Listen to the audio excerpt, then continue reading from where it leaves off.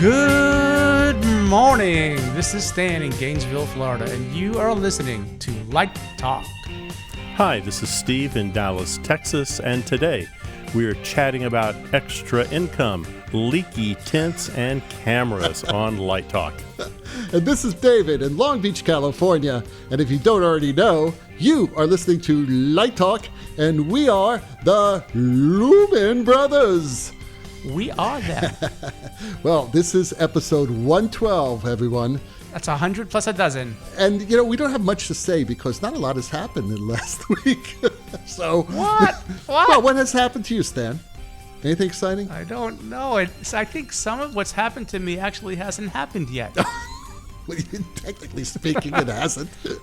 I think I might actually already be in Europe. Oh, that's right. And do you know where I was last week? In Europe. No, I ETC. was at ETC last week. That's right. Yeah. And I think I'm overseas looking at Rembrandts. Oh, you're looking at Rembrandts. You may be jealous now. I am, but don't forget to pick up the swag, man. What the hell are you talking about? I still don't know what kind of swag I'm supposed to get. I sent you the address, and just don't ask too many questions. Hand the guy the envelope, and he will hand you the crate. Is it on? Do I have to is it on the ferry, or do I go to a coffee house? It's in a red light district. That's where I'm staying. Oh, perfect. No, not really. I changed that hotel. No, that's right. You had a bad hotel. I forgot about that. I did. I'm in a much better hotel now. I'm on the other side from the city, of the river, in an industrial area with all kinds of cool graffiti. And then we just walk out the hotel and get on the ferry for free. This is a socialist country, sort of. And we just ferry on over to the city center in 12 minutes. I love it. And you know what the restaurant in the hotel is called? Get this. I'm going to Amsterdam to eat in a restaurant called Brooklyn. Do they have Knishes? New York is New Amsterdam. That's true. That's right. It was founded by the Dutch. It is the New Amsterdam. Stan, it's too bad that you left a week early because next week we have a new sponsor who could have handled all your travel needs. Oh, yes, I heard about that. And I do need them. Travel yes. Light. That's right. They could have handled everything, and they have a special right now from Amsterdam that you'll find out next week. They have a special. Can they get me over to? But what I'm really excited about is Copenhagen. Well, by the way, I'm doing a show in Helsinki next year. Well, good. Yeah. We almost went there too, but we had to narrow it down. Yeah, Helsinki's beautiful too. I hear. But the cruises were like you only get like a day and a half in each city. And we said, the heck with that. We want to be longer. So we just picked 2 towns. And I picked 2 towns that I've been in that Pam has not been in. And when I was in Copenhagen, I was sick, so I didn't spend as much time in the city as I wanted. Oh, there you go. Well, that's great. Yeah. Penicillin takes care of that. Penicillin. Oh, yeah, I bet it does. There you go. So, especially that hotel, although you may want to sleep in a bug outfit. So. We're going to a Doubletree. It's a Hilton. Oh, Doubletrees. I love Doubletrees. Yeah, they're nice. Free chocolate chip cookies that are homemade, that are hot. Warm. Oh, right. Love Doubletrees. Okay, now let's get started. Steve has our first listener question. Yes, it's from friend of show Drew Belinsky. And he writes, awesome. Here's a question for you guys. Do you have any suggestions or experience for freelance designers on how to earn supplemental income between shows? 4 letters, UBER. Well, that's like I have to get supplemental income between the classes I teach. Same thing. Okay, Drew, here's what you do. Back when I was young, I had just worked on a major concert, and I thought, man, life is good. Everybody's going to be knocking on my door. I'm going to be a millionaire. And the problem was everyone thought I was too expensive to be hired. I was talking to Jennifer Tipton, and we'll take this with a grain of salt. She said her Tony was a career ender for a while for her because people were afraid to call her. So I can see that. I would say, if you haven't done this already, get your yellow pages out. Get the yellow pages of your city and go through them, as I did, and look for everybody and everything that requires a lighting designer. So I called every commercial photographer at the time in Nashville, Tennessee. I called every one of them. And a couple of them hired me. Most of them did their own lighting, but a couple of them hired me to do location shoots for them. Then I went through ad agencies, and one of them hired me to do, they needed someone who could light a box of Kellogg's cornflakes. And so that led me onto a career of industrials. I mean, from those phone calls, I got a gig with Paul Mitchell, I got a gig with Aveda Corporation, a gig with Kawasaki. You know, I just went through it. So photographers, ad agencies, I mean, there's clearly you're going to call television stations and theme parks and things like that up. But you'd be surprised how many people need your talents as a lighting designer. So I would just start there and work your way through the phone book. Are there still yellow pages? Absolutely. Online. Absolutely. Online, yeah. Wow. I get the yellow pages in Plano, Texas. Phone directory comes to me. Well, if you don't have yellow pages, you could certainly look online at local industries. I think that's a great idea, Steve. Great suggestion. You know, I was sort of half joking about Uber. Uber just hired an African warlord, so they'll probably hire Drew. Have you been following? Have you been following that? No, but it sounds fantastic. What happened? Uber seems to have hired a war criminal. All of a sudden, someone in the Uber recognized him. So it made the news a couple days ago. So Uber will hire anybody. Uber will hire anybody. When Uber first started, I was doing a show in New York, and I had no idea. And we wanted to go somewhere for lunch, and the electrician said, "Well, just take an Uber." I said, "What the hell's an Uber?" Well, back then, when Uber first started, they were driving beautiful cars. I mean, big, giant. They looked like mafia cars, right? Brand new, super luxurious. And you go into Midtown, it would cost you like $8. You know, it was ridiculous.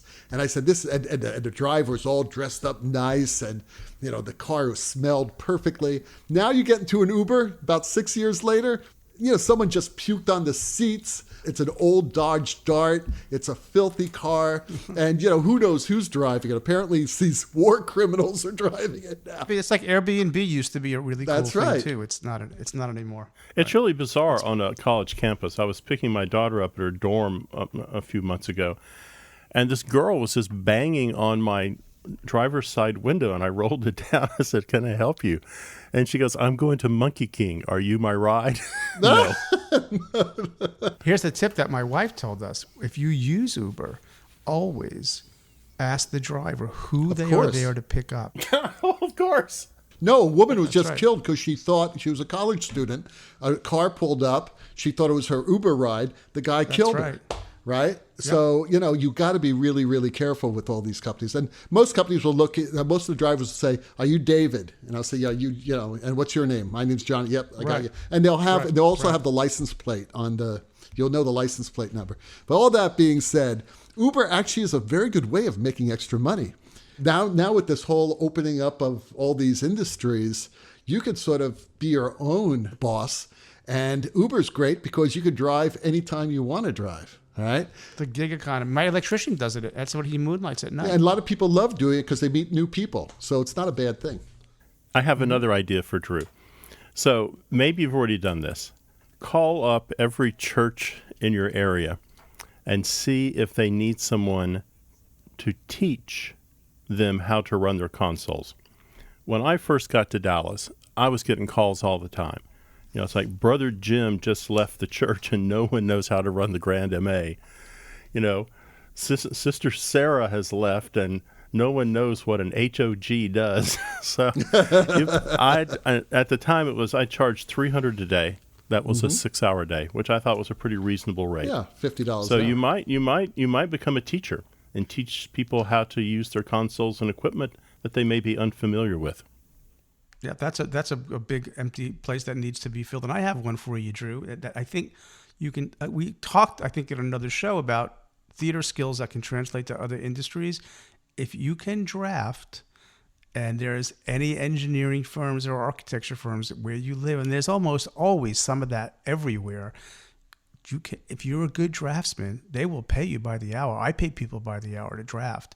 So if you got drafting skills, you probably need AutoCAD as well, and Revit and other. But you can learn all that stuff Right. pretty inexpensive. But for someone like Drew, it's a quick ramp up to be a Right. good draftsman in another program. Absolutely. And you will get paid pretty darn well for that. That's right. Most places. And you're staying in the industry, which is really cool. Well, you're building skills that you can use, right? Right. Where does Drew live? I don't know. Well, if he lives in New York, he could always be a soubrette. A hot dog vendor. A hot dog vendor. But better yet, be a fish cake vendor, because we hear that fish cakes aren't really the new hot dog in New York. The new Knish. They have to be big. They have to be big fish cakes. They're big fish cakes. That's Fish exactly cakes, what they right. are. I keep thinking Drew is somewhere in like Tampa, St. Petersburg for some reason, but I'm not sure. Oh, shoot. I'm doing a project down there right now. He can get drafting work for sure. Yeah, maybe the three of us with Drew could start a big fish cake vendor thing in Tampa. And Drew could be our first salesperson. He could be out there with his cart. With his Uber working out of his trunk. While he's waiting for his fare, he can open the trunk, and there is the hibachi with the big fish cake on it. Great idea. $9.95. All right, since we're going down this road, the thing I loved about Washington, D.C., I don't know if they have them in Dallas, Steve, or where you live, David, but the food trucks. Oh, all over the place. The food trucks with great ethnic food, small, just whatever your ethnicity is, cook it up, buy a truck, and in between gigs. A fish cake truck. That's what you need. A fish cake truck. You just need hot oil. That's all you need. I have another good suggestion for Drew. What you might consider doing is chatting with your local independent school district. Sure. Because I think not all schools have someone who can help the acting teacher who is directing the show and teaching 6 classes a day design the show. And I know here in Dallas there's money for that. And they bring in guest designers and guest TDs to help inside the school system. And they do that on a show-to-show basis. They don't want to have a permanent staff in place. There's just not enough work for a permanent staff. So maybe your independent school district can send some money your way. Universities too have, like at UF, we have something called OPS, or other personnel services, where we hire people, on a couple of, 10 hours a week, 15 hours a week, 10 hours a week for during pinch periods where we need help. So that's a possibility too. Absolutely. And finally, there's nothing wrong with hanging lights and focusing them and getting on the union work calls. Yeah, if you're in a city, if you are experienced, you know how to do it. You're not going to kill anybody. they will, as long as you pay those dues and as long as you pay the fees, you're going to be fine. And again, it's a great way of networking. Well, I have the next question, and it comes from Mike Foster, who says, I'm looking to invest. Oh, investing. I know something about that. In moving lights. Oh, in moving lights for our outdoor summer theater under a tent. Condensation is an issue, and leaks have been known to occur in the tent. Well, I think I did a little research on this. And there's this really cool company, because I was asked about doing some exterior lighting with automated lights here in Gainesville last year. So I was looking for that at LDI, and now everybody is doing this kind of thing. But there's a company called SGM, and they're based in Florida, and they can withstand like hurricanes. So take a look at SGM. They've got a whole line of automated fixtures that will work under those conditions. And then you might want to get familiar with something called IP ratings, which is the protection levels that different devices can have when they're outdoors. And you could just Google IP ratings, and you'll get a definition of what each one is and what it's for and how well protected the item is. So the fixture should get an IP rating if they're outdoor rated. And there's IP65, IP66, 67. There's a bunch of different numbers, and you can read up all about that. Maybe I'll post a link for you.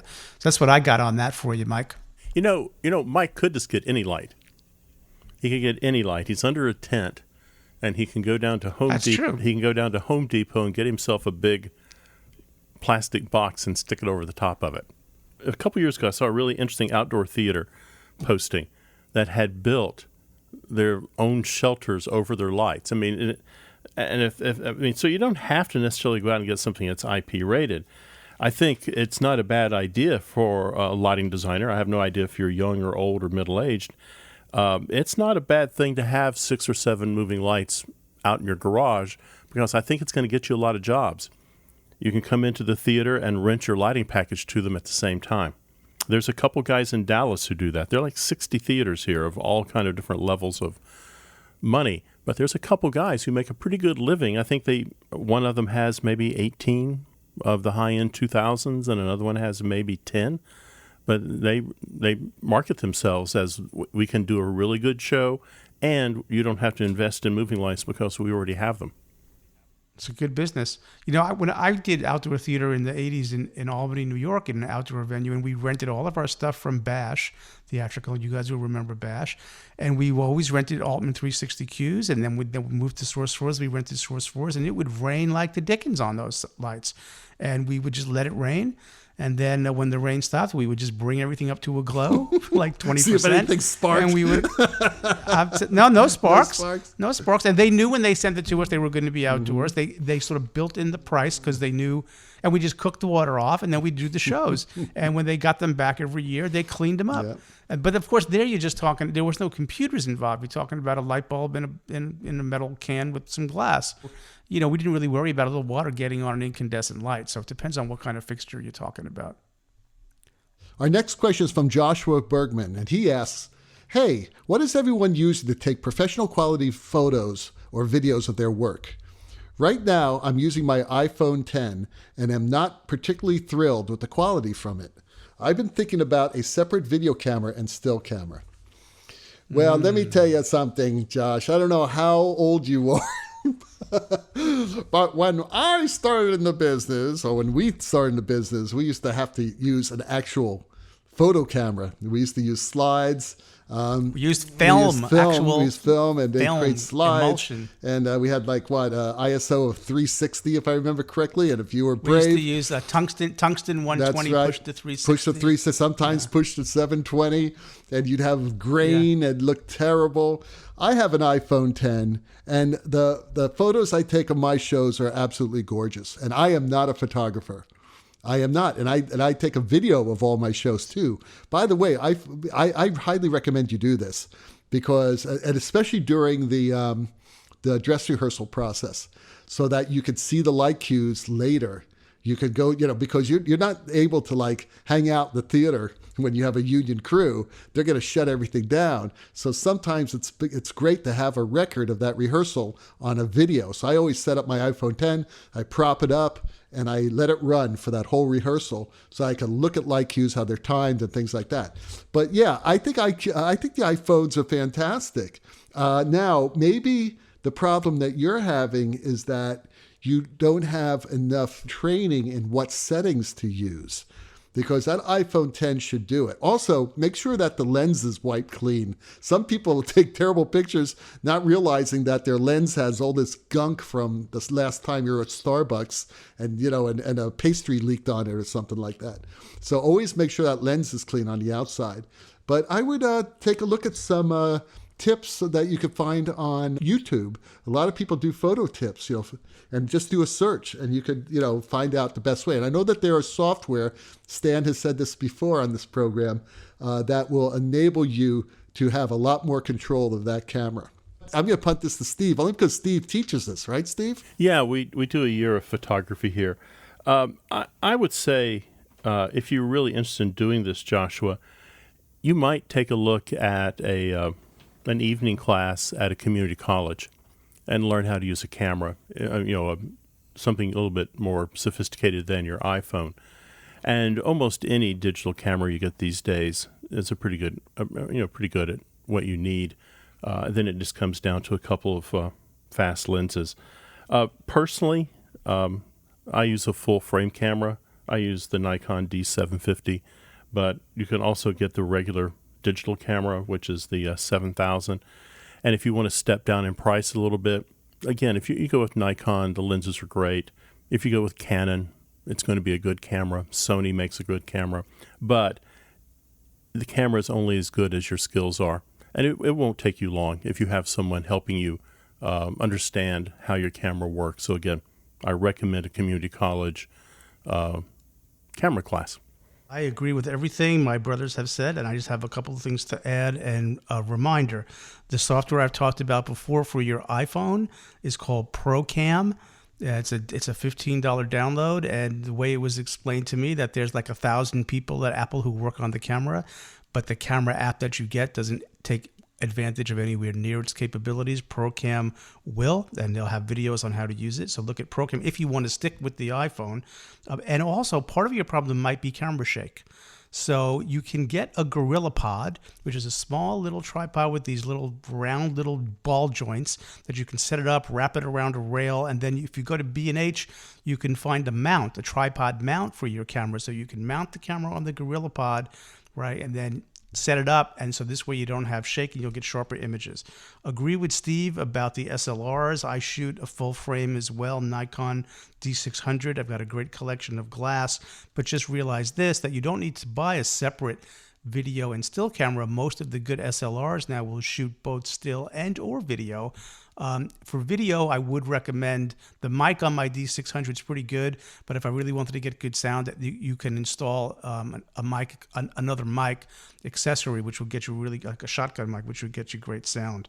And that's what I've got to offer you on that. So depending on if you want to stick with the iPhone or whether you want to move into something with a little more sophistication. You also might look at a camera that I've been eyeing for the last 2 or 3 years called the Light camera, which is a pocket camera, but it has 16 individual lenses.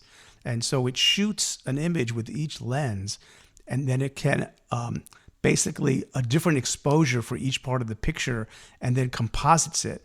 And it could also get sharpness at various depths of field. So it's an amazing little thing. It was running about $2,000, which you can put in your pocket and not have to carry something so big. I'm waiting for the price to come down a little bit, and I haven't checked on it lately. But that's a really intriguing technology. It's a multi-lens, 16 lenses that can all be at different focal lengths and different exposures, which is sort of like a way of doing what's called focus stacking or exposure stacking if you were doing multiple shots.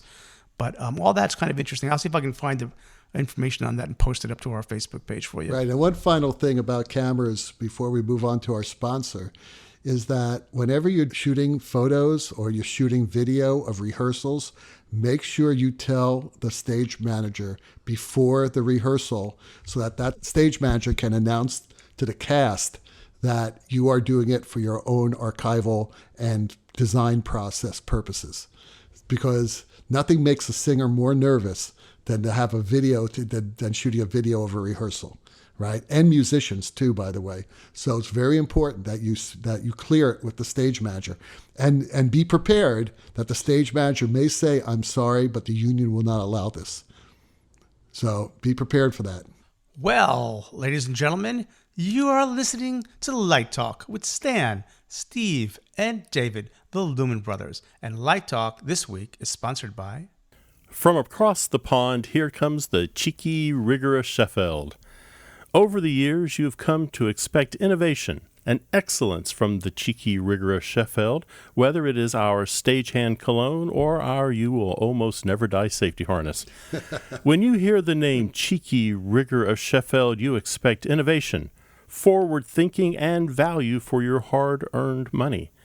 Perhaps you remember our almost maybe too short utility kilt, or our Beckham backstage clothing line for stagehands. The cheeky, rigorous Sheffield, we make underwear too. But wait, I know what you're thinking. Why do we always sign off with, we make underwear too? Because we do, Pilgrim. If you are the typical stagehand, you may be working 7 days a week with little time off. Perhaps you are held hostage to a relentless summer touring schedule. Maybe you're traveling by plane and can only bring one carry-on. So today, the cheeky rigor of Sheffield is proud to announce the newest product in our clothing line, the Give It a Whirl 6-Day Underwear. The underwear for the Laundry Challenge stagehand. Our Give It a Whirl 6-Day Underwear has 3 leg holes, and the user simply rotates the holes each day, then just turns it inside out after 3 days, and as the French say, la vie est belle, you now have 3 more days, for a total of 6 days. Or, as our friends in Oklahoma have discovered, double it up and get 12 days. Available in boxer or brief for a limited time, black bikini mesh. The cheeky, rigorous Sheffield. We make underwear, too. Ladies and gentlemen, now, as I roll my eyes, we are back to Light Talk. Well, those ducks that you hear in the background, they're still with us. That means that it's time for our Let's Talk About segment. And it's so funny how these subjects actually relate to some of our questions. We had Drew's question earlier about how to make money. Well, guys, you remember that old saying that every educator rolls their eyes about? Those who do, and those who can't teach? That's not true. It's not true all the time. It has been proven true in some cases. But the question that we were going to talk about today, for those people who are interested in teaching, and many of us realize that teaching does supplement our design income, and that's a fact. What qualities do you need to be a lighting educator? Well, first of all, I want to poke fun at this term that people use all the time, that there's the real world, as if to say the campus is a fake world. So let me just say that the campus, there's a campus world, there's an on-campus world, and there's an off-campus world. And the on-campus world, there is nothing more real in terms of the growth of human beings than what happens on campus. Also happens off campus, but it's just as real. It's pretty real for the students and for all of us. So I bristle at that term that it's not real. It's quite real. So I think teachers wear a lot of different hats, and it's not for everybody. I was exposed to some wonderful designers growing up, but they were not teachers. They were just wonderful designers. And then there are people who are wonderful teachers who are, maybe not the greatest designers, maybe they're mediocre, right? And then there are people who are both. But I do think teaching has become, what it was when I started and what it has become, there's quite a change. But I think it requires a lot of pieces of your personality and pieces of your soul that you sort of have to, I don't know if you can certainly develop them, but you sort of have to be born with them. And I could give a list: generosity, patience, insight, empathy, nurturing, morality. I mean, there's just so many. It demands a lot of you, and it doesn't necessarily reward you in monetary terms. So if you have that sort of sense of service to others, right, and you get real joy out of watching other people succeed and can kind of subordinate your own ego to the work of other people who you are encouraging, it can be quite wonderful. But if you don't have that, stay out of it. Well, I think to be a successful teacher, you have to have something to talk about. You have to have some experience in your field. And I think it's odd, and I think in the visual arts, it's not as problematic as it is in pure research. So I think in the visual arts, we are producing work outside the university, and that line between the university and the commercial world is crossed maybe on a weekly or even a daily basis. So I think it's important to have that foot in the real world, to bring that into the classroom and to take those students from the classroom into the commercial world. I also think it's important to listen to what the students are saying and what they want, and try to find a way to balance what you feel needs to be accomplished in the classroom every day, while respecting those wants and desires that sometimes are right on the money and sometimes are very naive and misguided because they simply haven't experienced the commercial world. So they're not quite sure what they're talking about. And I think that's probably true in anything we go into. Even, I don't know, years ago I started to bowl, and I thought bowling was a fun hobby. I didn't know very much about the sport at all, so I'm sure I said some rather strange, stupid things to people I was bowling with, and on the league. But I eventually kind of got a hang of it because I was around people who were willing to share their experience with me, and that made it a better experience for me. I think if you're going to be a teacher, I think there is kind of a hard walk between being patient and demonstrating some kind of tough love. I think you have to be able to give praise when praise is due, and I also think you have to be able to give criticism when criticism is due. I think you have to be able to objectively decide when a student is doing well and when a student should be removed from a program. I only teach graduate students, so I have a different set of rules than someone who teaches undergraduates. For me, it's a professional training program, and I feel an obligation that the students leaving the program are able to work in the profession. And if they can't work in the profession, then I need to help them find a different avenue to develop their skills or lack of skills. So I think teaching can be a very difficult challenge because sometimes you have to be a bit of a bad guy. It's not always you're the most wonderful student in the world. It's not always you're going to go to New York and you're going to get 17 Tonys next year. Sometimes it's about reality, and I think that's what makes it difficult. But if you do enjoy it, if you do like working with younger people, and I do, I enjoy the things they bring into class. I enjoy the conversations. I enjoy watching them develop. So I think it can be very rewarding. But if that's something that is annoying to you, then probably teaching is not the field you should go into.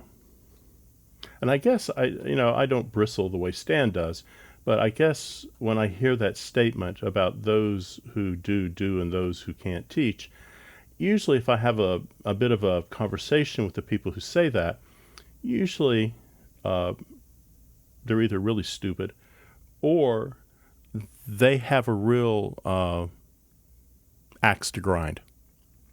And something happened to them in college or high school, usually college. Something happened to them in the classroom, and it made them very embittered. And it was a point in their life that a switch got flipped. So I think they're probably sincere. Some are sincere when they say it, but I think it's from a bad experience they had in the classroom, not necessarily what is actually going on in the classroom. I don't know, David, what do you think? You've been teaching for a while. Yeah, I've been teaching for a long time, and I'm just recently retired. I'm going to part-time for a few years. My first thought is that all those qualities you need to be a good designer, you also need in a classroom. And you also need in the politics of academia. What we were talking about, which is important, is what skills you need to be a good teacher for a student, but also what skills do you need to survive as a teacher so you can teach. And those skills are actually even more demanding than the skills that you need to be a good teacher, I believe. I'd agree. And it all depends, obviously, on what the dynamics are of the university, your colleagues, what type of people they are, if they're team players or if they're all, someone said that the reason why academia is so crazy is because the stakes are so low. Henry Kissinger said it. You're right. Henry Kissinger said that. And it's true. It is so true because so many people, that's all they have. You see, when the three of us, we're working teachers. We're working designers who happen to teach as well.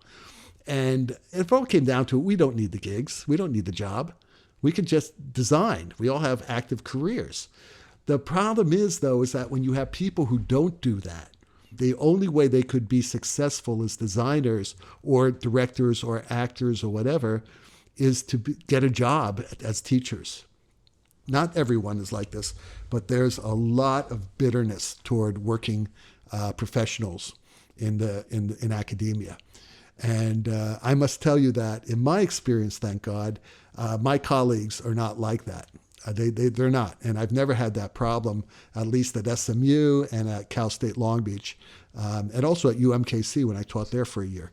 But I've seen it. I've seen it happen to other teachers, and it's not pretty. It really isn't. So, and then you got to survive the whole promotion, tenure, and all that stuff. It's all crazy. And then you get these mixed signals where people say, "Oh, we want you to continue to work," and then it's all of a sudden, "Oh, you're gone too much," But still, you have to do all this creative work in order to get promotion or tenure, or not get fired. Actually, but they make it impossible for it to happen. So you have to be careful. For everyone going into academia, don't do it on their terms. Do it on your terms. And if they're not going to play your game, if they're not going to agree that you have the freedom to continue being an artist and continue to do your research, then you're in a no-win situation and you're not going to be successful. And no matter how good of a teacher you are, they will fire you. And that's just the way it is, I'm afraid to say, because they'll find, well, this person's not working as much as Steve Woods is working at SMU, right? and they, of course not, because you don't allow me to work. And that is the problem. That is really a big problem. So I think my brothers have said it all. I don't need to say any more about the teaching. I do want to add one thing. I want to end this on a positive note. So I want to just clarify the Henry Kissinger quote and get it. Thank you. And then also I want to twist it a little bit too. What he said was that the reason that the politics in higher education are so vicious is because the stakes are so low. Absolutely. And I would disagree. The stakes are actually incredibly high, because we're talking about the lives of students, and the students are the future of the planet. They're the next generation.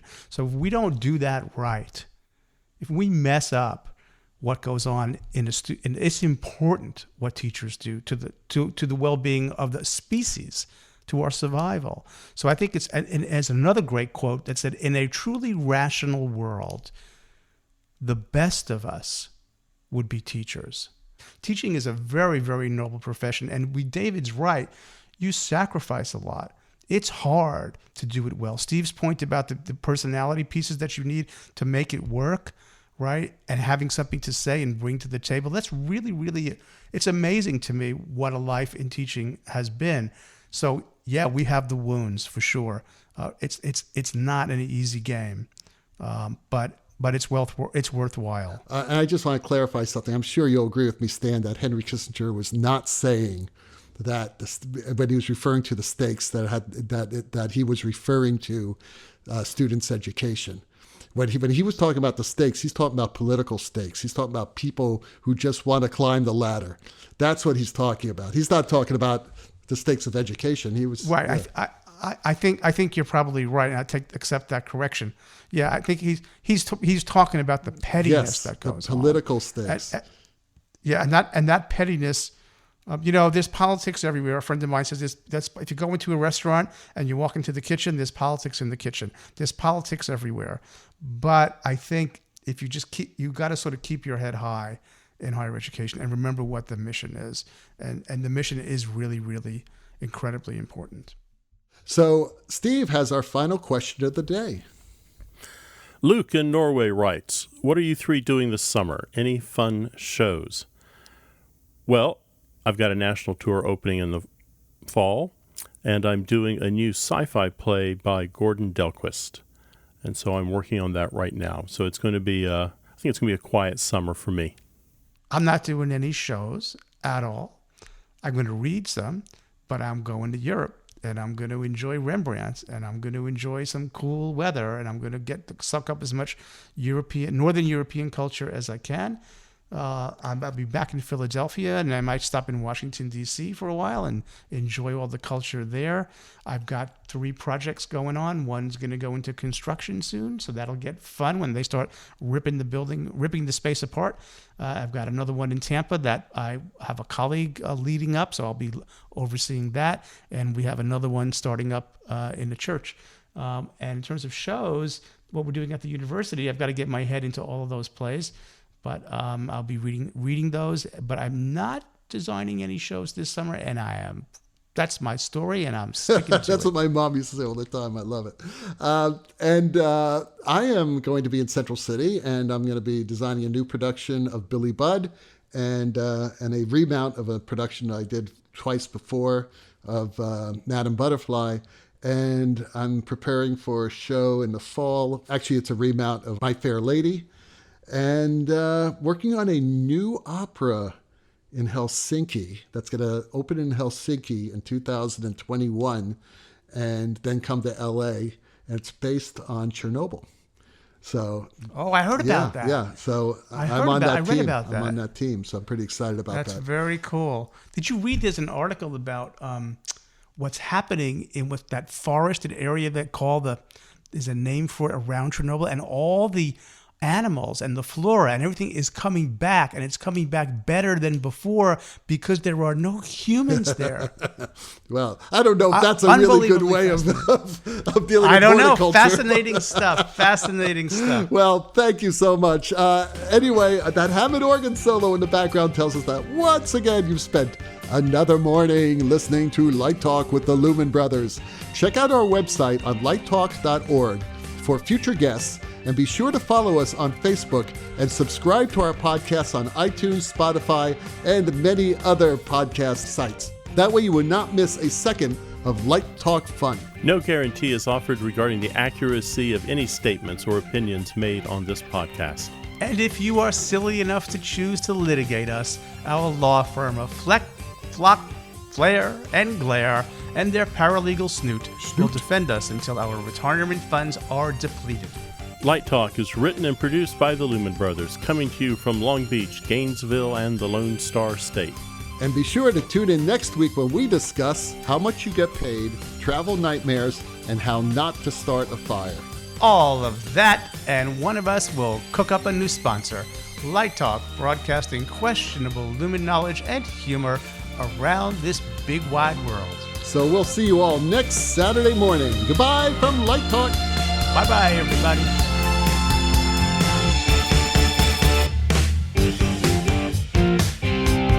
Light Talk.